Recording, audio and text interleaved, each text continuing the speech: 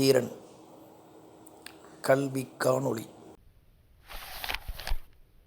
India முழுவதும் தீபாவளியை கொண்டாட எத்தனையோ காரணங்கள். தமிழ்நாட்டின் பெரிய திருவிழாவாக தீபாவளி மாறுவதற்கு என்ன காரணம்? தீபாவளி தமிழர் பண்டிகையா இல்ல இந்துக்கள் பண்டிகையா? யாராவது ஒரு முடிவை சொல்லுங்களேன். கூகுள், சாட்ஜிபிடி, ஏஐ எது தேடினாலும் முடிந்த முடிவுக்கு வர முடியல. நம் நண்பர்களுக்கும் உறவுகளுக்கும் இந்த தீபாவளியிலாவது இந்த காணொளியின் மூலமாக வரலாற்றை சொல்லி வாழ்த்து சொல்லுவோம். ஆதி மனிதனுக்கு மட்டுமல்ல, காலையில் சிறகு விரித்து மாலையில் கூடு திரும்பும் பறவைகளுக்கு கூட சூரியன் தான் கடிகாரம். முழுநிலா நாள், அமாவாசை, 3ஆம் பிறை, 4ஆம் பிறை என்பதெல்லாம் ஆதி மனிதனுக்கான ஒரே நாட்காட்டி காலண்டர். தமிழரின் பண்டிகை எல்லாம் முழுநிலா நாள் அல்லது மறைநிலா நாள் எனப்படும் பௌர்ணமி அல்லது அமாவாசையில் வருவதற்கு காரணம், தமிழர்கள் தொல்பழங்குடிகளுடைய வரலாற்றை தங்கள் வாழ்வியலாக வைத்திருக்கிறார்கள். இந்த பண்டிகைகளில் ஏதோ ஒன்று கடன் வாங்கப்பட்டிருக்கலாம். அதற்காக அனைத்தும் இது அடுத்தவர் பண்பாடு, கடன் வாங்கப்பட்டது என பேசுவதும் எழுதுவதும் தமிழர்களின் வரலாற்றை மூடி மறைப்பதற்கு சமமானது. அமாவாசையை மையமாக வைத்து கொண்டாடப்படும் தீபாவளியும் ஆதி பழங்குடிகளின் திருவிழா என்பதால் தான் அது தமிழரின் பண்டிகையாக, இந்துக்கள் பண்டிகையாக, சீக்கியர்களின் பண்டிகையாக, பௌத்தர்களின் பண்டிகையாக, சமணர்களின் பண்டிகையாக இருக்கிறது.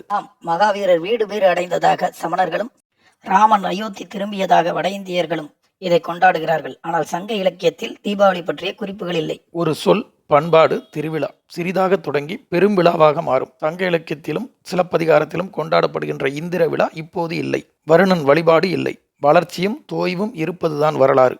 அகநானூற்றின் 141வது பாடல் அக இருள் நடுநாளில் விளக்கேற்றியதாக குறிப்பிடுகிறது. இது கார்த்திகை தீபத்திற்கும் தீபாவளிக்குமான ஒரு முந்தைய வடிவமாக கருதலாம். சரி, தீபாவளி வட இந்தியாவில் கொண்டாடப்பட்டாலும் அதற்கு அவர்கள் சொல்லுகின்ற காரணங்கள் வேறு.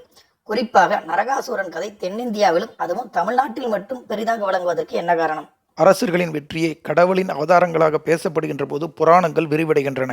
சோழர்களின் வெற்றியை பேசும் சமஸ்கிருத செப்பேடுகள் இதற்கு மிகப்பெரிய சான்று.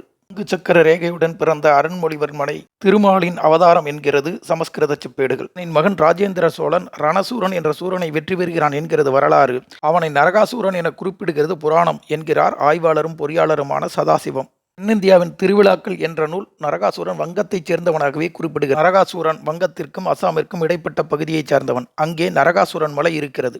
ரணசூரனை வெற்றி பெற்ற படைகளை ஐப்பசி அமாவாசையின் போது தமிழக மக்கள் விளக்கேற்றி வரவேற்றிருக்கிறார்கள் என்ற குறிப்பு கும்பகோணத்திற்கு அருகில் உள்ள திருலோக்கி என்ற கோயில் கல்வெட்டில் உள்ளது என்பதையும் ஆய்வாளர் பதிவு செய்துள்ளார். நரகாசூரன் கதையை விரிவாக பேசும் பாகவத புராணம் இக்காலத்திற்கு இடைப்பட்ட காலத்தில் எழுதப்பட்டவைதான். எனவேதான் தீபாவளி இந்திய முழுவதும் கொண்டாடப்பட்டாலும் தமிழர்களின் வெற்றியை பேசும் தீபாவளி என்பதால் இது தமிழ்நாட்டின் பெரும் திருவிழாவாக கொண்டாடப்படுகிறது. தீபாவளி என்பது தமிழ் சொல்லா வடச்சொல்லா? தீ என்ற வேர்ச்சொல்லிலிருந்து பிறந்ததே தீபம். தீ தமிழ் சொல், தீபம் வடச்சொல் என்பது மிகவும் முரணானது. கிராமத்தில் இதை தீவாளி அல்லது தீவிளி என அழைப்பார்கள். இரண்டும் தமிழ் சொற்கள் என்பார்கள். தீவாளி, தீபாவளி இரண்டும் தமிழின் வேர்ச்சொல்லிலிருந்து பிறந்தவை. புவியீர்ப்பு விசை மாற்றம் நிகழ்வதால் சித்த மருத்துவம் அமாவாசை நாளை அடிப்படையாக கருதுகிறது. உயிர்களை உற்பத்தி செய்தது ஆண்டவன் என்பது ஆன்மீக மரபு. ஆனால் நமக்கு உயிர் தந்த முன்னோர்களை அல்லது தாய் தந்தையரை வணங்கு என்பதை சித்தர் மரபு ஏற்கிறது. எனவே சித்தர் மரபு ஐப்பசி அமாவாசை திருநாளை ஏற்கிறது. கனிமங்களை மட்டுமல்ல, வெடிகளை உற்பத்தி செய்யும் திறனும் சித்தர்களிடம் இருந்தது. போர் வீரர்களை வரவேற்பது சித்தர் மரபு அல்லது சீனர்களின் தொடர்பு, சிவகாசியின் வளர்ச்சி ஆகியவை தீபாவளியை வெடிகள் வெடிக்கும் திருநாளாக மாற்றியமைத்திருக்கிறது. சோழர்கள் படையெடுப்பு நடந்த இந்தியா, பர்மா, நேபாளம், இலங்கை, மியான்மர், சிங்கப்பூர், மலேசியா ஆகிய இடங்களில் கொண்டாடப்பட்டு வந்த இந்த திருவிழா தற்போது தமிழர்கள் உலகமெங்கும் பரவியதால் அமெரிக்க மாநிலங்களான கலிபோர்னியா, பென்சில்வேனியா மற்றும் கனடிக்ட் போன்ற மாநிலங்களில் தீபாவளிக்கு அரசு விடுமுறை அறிவித்துள்ளது. விஜயநகர பேரரசு காலத்தில் தீபாவளி வந்ததாக ஒரு கருத்து இருக்கிறதே. குலோத்துங்க சோழன் தாய் வழி மரபில் ஆந்திரத்தைச் சேர்ந்தவன். அதன் பின்னால் தெலுங்கு சோழர் மரபுகள் உருவாகிறது. அக்காலம் தொடங்கி விஜயநகர பேரரசு காலத்தில் இத்திருவிழா பெரிய திருவிழாவாக மாறியிருக்கிறது. இருந்தாலும் மண்ணிற்கும் மக்களுக்கும் மாசு ஏற்படுத்தும் தீபாவளி திருநாள் தமிழர் பண்டிகையாக இருக்க முடியுமா? இது தேவையா?